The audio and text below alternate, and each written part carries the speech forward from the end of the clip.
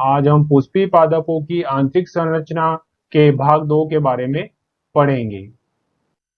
पुष्पी पादपों की आंतरिक संरचना के पिछले भाग में हमने प्लांट एनाटॉमी के बारे में पढ़ा, जिसमें पादप ऊतक की परिभाषा और पादप ऊतक के प्रकार, जिसमें मेरिस्टेमेटिक टिश्यू जिसे विभाज्योतक ऊतक कहते हैं और परमानेंट टिश्यू जिसे स्थायी ऊतक कहते हैं के बारे में पढ़ा। मेरिस्टेमेटिक टिश्यू में हमने एपिकल मेरिस्टेम मतलब कि शीर्षस्थ विभाज्योतक, लेटरल मेरिस्टेम मतलब कि पार्श्वीय विभाज्योतक और इंटरकैलरी मेरिस्टेम मतलब कि अंतर्वेशी विभाज्योतक के बारे में पढ़ा था। इसी के साथ पिछले भाग में हमने परमानेंट टिश्यू मतलब स्थायी ऊतक के पहले भाग सिंपल मतलब साधारण परमानेंट टिश्यू के पेरेनकाइमा, कोलेनकाइमा और स्क्लेरेनकाइमा के बारे में भी पढ़ा है। इस भाग में हम परमानेंट टिश्यू के कॉम्प्लेक्स परमानेंट टिश्यू मतलब कि जटिल स्थायी ऊतक के दोनों प्रकार जाइलम और फ्लोएम के बारे में इस भाग के अंदर हम पढ़ेंगे।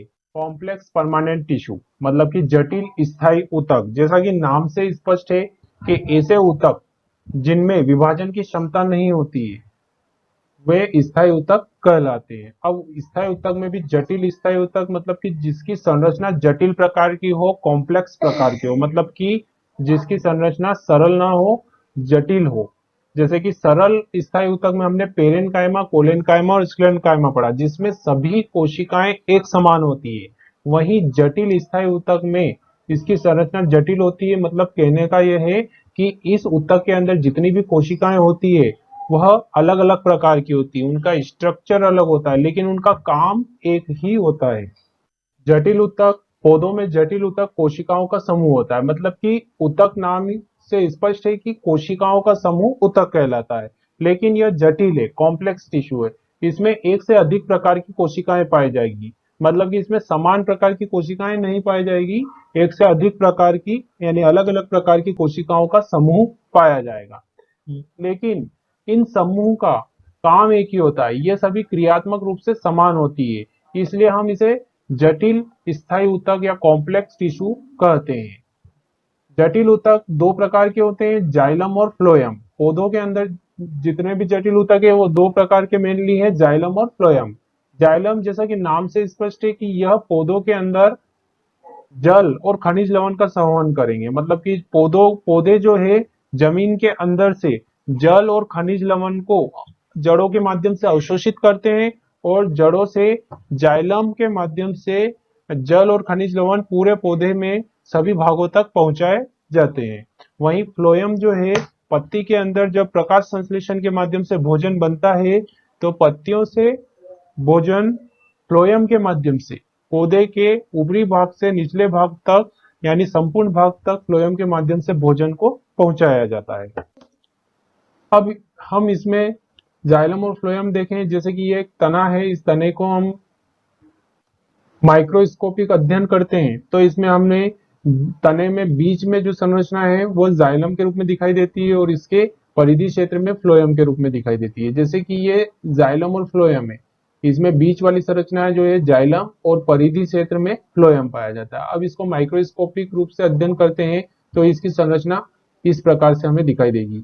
जैसे कि ये बीच वाला जो सेंटर वाला भाग है, ये वाला भाग है, इसे जाइलम कहेंगे, जो कि जल और खनिज लवण का स्थानांतरण ऊपर की ओर करेगा।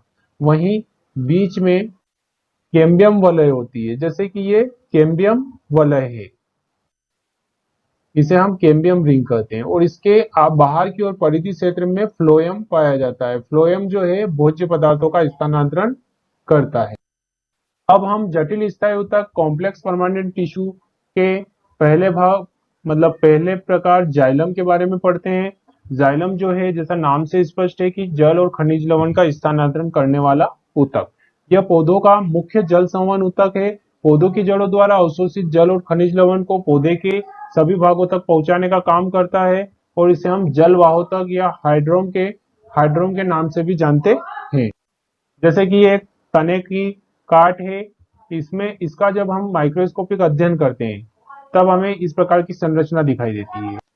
इस तने के चारों ओर जो ये लेयर पाई जाती है इसको हम एपिडर्मिस कहते हैं, बाह्य त्वचा बोलते हैं। इसके अंदर कॉर्टेक्स भाग होता है, कॉर्टेक्स के आगे की ओर भाग जो है उसको संवहन ऊतक बोलते हैं। संवहन ऊतक में जाइलम और फ्लोएम पाया जाता है। जाइलम और फ्लोएम के मध्य में कैम्बियम वलय पाई जाती है, जो चारों ओर एक रिंग के रूप में पाई जाती है।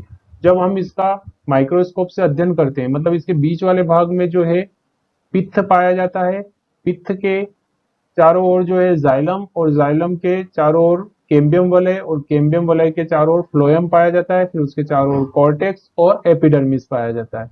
जब इसका हम माइक्रोस्कोपिक अध्ययन करते हैं तो हमें जाइलम इस प्रकार की स्ट्रक्चर दिखाई देता है, बीच में कैम्बियम वलय और इसके बाहर की ओर फ्लोएम हमें दिखाई देता है। तो इस प्रकार से ये जाइलम है जो जल और खनिज लवण का स्थानांतरण करता है। जाइलम का जब माइक्रोस्कोपिक अध्ययन किया जाता है तो जाइलम में देखा जाता है कि इसमें 4 प्रकार की कोशिकाएं होती है। ये चारों प्रकार की कोशिकाएं अलग अलग होती हैं, और अलग अलग प्रकार की कोशिका होने के कारण ही इसे हम जटिल स्थायी ऊतक नाम देते हैं। इसके अलावा हमने पढ़ा था सरल स्थायी ऊतक, जिसमें एक ही प्रकार की कोशिकाओं का समूह बना था। वहीं यहाँ जटिल स्थायी ऊतक में अलग अलग प्रकार की 4 कोशिकाओं का समूह बना हुआ है, इसलिए हम इसे जटिल स्थायी ऊतक कहते हैं। इसमें 4 प्रकार की कोशिकाएं वाहिनिकाएं यानी ट्रेकिड्स, वाहिकाएं यानी वेजल्स, काष्ठ मृदु ऊतक मतलब जाइलम या वुड पेरेन्काइमा, काष्ठ तंतु यानी जाइलम और वुड फाइबर्स कोशिकाएं उपस्थित होती है। ये चारों अलग अलग प्रकार की कोशिकाएं हैं, लेकिन ये एक समूह में मिलकर जाइलम का निर्माण करती है, और इनका केवल कार्य एक ही होता है, जल और खनिज लवण का एक स्थान से दूसरे स्थान पर स्थानांतरण करना। अब जाइलम की जो 4 प्रकार की कोशिकाएं हैं, जिसमें सबसे पहली वाहिनिकाएं जिसे ट्रेकिड्स कहते हैं, यह है। ट्रेकिड्स जो होती है ये लंबी नलिकाकार और मृत कोशिकाएं, मतलब ये जीवित कोशिकाएं नहीं है, लंबी नलिकाकार और अजीवित कोशिकाएं हैं, जो कि सिरों पर, इसके दोनों सिरे जो हैं सिरों पर नुकीली होती है और गोल अथवा अंडाकार होती है। सिरों पर नुकीली, गोल अथवा अंडाकार होती है। इसकी जो भित्ति है उसमें लिग्निन का जमाव होता है, और लिग्निन का जमाव होने के कारण साथ ही यह कई प्रकार की हो सकती है जाइलम के अंदर, जैसे सर्पिलाकार, इसके अलावा वलय आकार या सीढ़ी नुमा या जालिकावर, या गर्त के यानी पिट्स के रूप में भी पाई जा सकती है।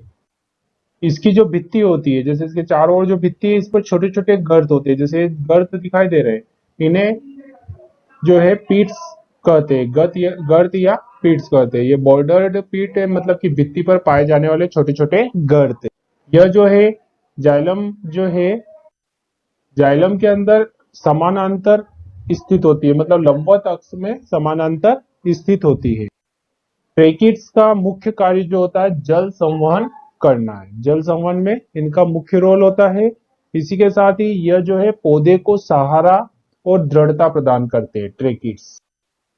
अगली जो कोशिकाएं है वह है वेजल्स, मतलब वाहिकाएं। वाहिकाएं यानी वेजल्स भी जो है मृत और नलिकाकार कोशिकाएं, ये भी जो है मृत और नलिकाकार कोशिकाएं हैं, जो कि एक पंक्ति में एक के ऊपर एक व्यवस्थित होती है। ये पंक्तिबद्ध रहती है और एक के ऊपर एक जो है व्यवस्थित रहती है। इनके ऊपर भी लिग्निन का जमा होता है, साथ ही इनके भित्ति पर बॉर्डर्ड पीट्स मतलब गर्त पाए जाते हैं, छोटे छोटे छिद्र पाए जाते हैं, जिन्हें सिंपल पीट्स कहते हैं, और ये भी जल संवहन का और पौधे को दृढ़ता प्रदान करने का काम करती है। इसके अलावा जाइलम में तीसरी प्रकार की कोशिका जो होती है वह जाइलम पेरेन्काइमा होती है। जाइलम पेरेन्काइमा कोशिका है। सबसे महत्वपूर्ण लक्षण जाइलम पेरेन्काइमा का यह है कि इसके अंदर प्रोटोप्लाज्म पाया जाता है, मतलब कोशिका के अंदर जो द्रव्य पाया जाता है, जीवित द्रव्य, उसे प्रोटोप्लाज्म कहते हैं, और प्रोटोप्लाज्म के कारण यह जो कोशिका होती है जीवित होती है। इसके अंदर सुविकसित केंद्रक होता है। साथ ही इनका जो कार्य होता है वो जल और भोज्य पदार्थ, जल और जो भोज्य पदार्थ बना है उसका संचय करके रखना है, और जल तथा खनिज का जो स्थानांतरण हो रहा है उसमें सहयोग प्रदान करना। जल तथा खनिज लवण के संवहन में जाइलम पेरेन्काइमा सहयोग करती है। इसके अलावा चौथी जो कोशिका होती है वो जाइलम फाइबर होते हैं, तंतु होते हैं, जाइलम तंतु। यह रेशे के समान जो कोशिकाएं हैं इसे काष्ठ रेशे या जाइलम फाइबर कहा जाता है। यह तंतु जो है जाइलम को दृढ़ता और मजबूती प्रदान करने का काम करते हैं। इस प्रकार से जाइलम की ये चारों कोशिकाएं मिलकर जाइलम का निर्माण करती है और जाइलम का जो मुख्य कार्य है जल और खनिज लवण उसमें सहयोग प्रदान करती है। इस प्रकार हमने जाइलम की कोशिकाओं के बारे में पढ़ा है। अब हम पढ़ते हैं जटिल स्थायी ऊतक का अगला प्रकार फ्लोएम। फ्लोएम जो होता है इसका मुख्य रोल भोजन संवहन में होता है, इसलिए इसे हम मुख्य भोजन संवहन ऊतक के नाम से जानते हैं। फ्लोएम को बास्ट या पोषवाहोतक लेप्टोम के नाम से भी जाना जाता है, क्योंकि हरे पौधों के अंदर जब प्रकाश संश्लेषण होता है पत्तियों में, और पत्तियों में प्रकाश संश्लेषण होने के बाद जब भोजन बनता है तो उस भोज्य पदार्थों को पौधे के सभी भागों तक पहुंचाने का काम जो है फ्लोएम करता है, इसलिए इसको पोषवाहोतक या लेप्टोम के नाम से जाना जाता है।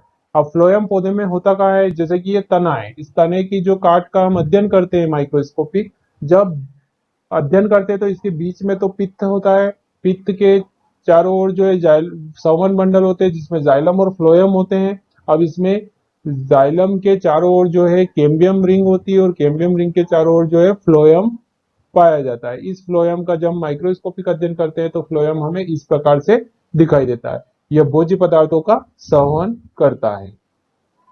जाइलम के समान ही फ्लोएम भी 4 प्रकार की कोशिकाओं का बना होता है, मतलब कि फ्लोएम भी एक जटिल स्थायी ऊतक है जिसमें 4 अलग अलग प्रकार की कोशिकाएं होती है, इसलिए यह स्थायी ऊतक कहलाता है। इसमें पहली कोशिका चालनी नलिका जिसे सीव ट्यूब कहते हैं, सखी कोशिका है जिसे कंपेनियन सेल्स भी कहते हैं, फ्लोएम मृदु ऊतक मतलब जिसे फ्लोएम पेरेन्काइमा भी कहते हैं, फ्लोएम रेशे जिसे फ्लोएम फाइबर्स के नाम से भी जाना जाता है। अब ये चारों प्रकार की कोशिकाएं मिलकर फ्लोएम का निर्माण करती है और फ्लोएम का मुख्य काम क्या होता है, भोज्य पदार्थों को एक स्थान से दूसरे स्थान पर पहुंचाना। सबसे पहले फ्लोएम में देखते हैं कि यह जो है सीव ट्यूब है, सीव ट्यूब में सीव प्लेट पाई जाती है छोटी छोटी। अब सीव ट्यूब के बारे में पढ़ते हैं हम। सीव ट्यूब जो होती है ये जीवित कोशिकाएं होती है, जीवित और नलिका के समान, मतलब जीवित कोशिकाएं नलिका के समान कोशिकाएं होती है और पतली भित्ति युक्त होती है, इसकी भित्ति जो है पतली होती है। इसमें जो है जीव द्रव्य पाया जाता है, मतलब प्रोटोप्लाज्म पाया जाता है, लेकिन यह जो है जैसे जैसे वयस्क हो जाती है, बड़ी मतलब कि अधिक समय तक रहते, इसमें केंद्रक क्या हो जाता है, विलुप्त हो जाता है, मतलब अधिक समय रहने के बाद धीरे धीरे इसके अंदर केंद्रक समाप्त हो जाता है और साथ ही इसके जो पूरी भित्ति है इस पर छोटे छोटे छिद्र निर्मित हो जाते हैं। इन छिद्र को जो है चालनी यानी सीव के समान, मतलब छन्नी के समान छिद्र बन जाते हैं, इसलिए इसे हम सीव प्लेट के नाम से भी जानते हैं। जैसे ये सीव प्लेट बन गई है, इसमें छोटे छोटे छिद्र बन गए हैं छन्नी के समान। अब सीव ट्यूब के आगे की ओर कंपेनियन सेल होती है। कंपेनियन सेल जो है चालनी नलिका सीव ट्यूब के साथ एक विशेष प्रकार की कोशिका लगी रहती है जिसको हम कंपेनियन सेल के नाम से, यह सेल भी पतली लंबी जीवद्रव्य और केंद्रक युक्त होती है, मतलब इसके अंदर जीवद्रव्य और केंद्रक दोनों ही पाए जाते हैं। कंपेनियन सेल भी सीव ट्यूब के समान ही भोज्य पदार्थों को संवहन करने का काम करती है। अगली जो कोशिकाएं होती है फ्लोएम पेरेन्काइमा। फ्लोएम पेरेन्काइमा जो है फ्लोएम में पाए जाने वाली पेरेन्काइमा कोशिकाएं होती है, ये चालनी नलिकाओं के बीच बीच में स्थित होती है। जो चालनी नलिकाएं हैं इनके बीच बीच में फ्लोएम पेरेन्काइमा कोशिकाएं पाई जाती है, यह भोजन परिवहन में सहायता प्रदान करती है। अगले हैं फ्लोएम रेशे, मतलब कि फ्लोएम फाइबर। फ्लोएम फाइबर जो होते हैं स्क्लेरेन्काइमा कोशिकाओं के बने होते हैं, मतलब कि ये दृढ़ोत्तक रेशे होते हैं। फ्लोएम रेशे जो है पौधे को दृढ़ता प्रदान करने का काम करते हैं। इस प्रकार से फ्लोएम का मुख्य कार्य भोजन का संवहन करना है। इस प्रकार हमने जटिल स्थायी ऊतक के जाइलम और फ्लोएम के बारे में इस भाग के अंदर पढ़ा है। अगले भाग में हम विशिष्ट प्रकार के ऊतक जिसमें रबर सीरी ऊतक, इसके अलावा ग्रंथिल ऊतक के बारे में पढ़ेंगे। इसके अलावा पौधों के ऊतक तंत्र के बारे में हम डिटेल में अगले भाग में पढ़ेंगे।